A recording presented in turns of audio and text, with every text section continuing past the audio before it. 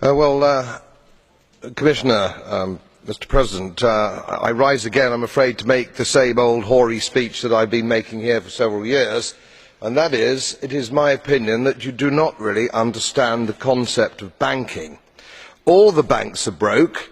Bank Santander, Deutsche Bank, Royal Bank of Scotland, they are all broke. And why are they broke? It isn't an act of God. It isn't some sort of tsunami. They are broke because we have a system called fractional reserve banking, which means that banks can lend money that they don't actually have. It's a criminal scandal, and it's been going on for too long. To add to that problem, you have moral hazard, a very significant moral hazard from the political sphere.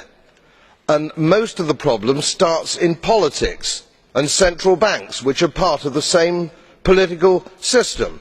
We have counterfeiting, sometimes called quantitative easing, but counterfeiting by any other name. The artificial printing of money, which if any ordinary person did, they'd go to prison for a very long time. And yet governments and central banks do it all the time. Central banks repress the amount of interest that rates are, so we don't have the real cost of money.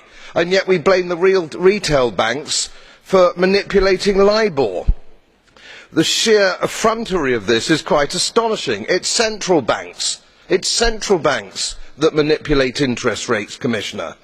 And plus, underneath all this, we talk loosely, in a rather cavalier fashion, do we not, about deposit guarantees.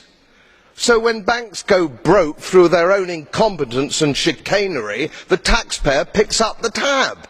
It's theft from the taxpayer. And until we start sending bankers, and I include central bankers and politicians, to prison for this outrage, it will continue.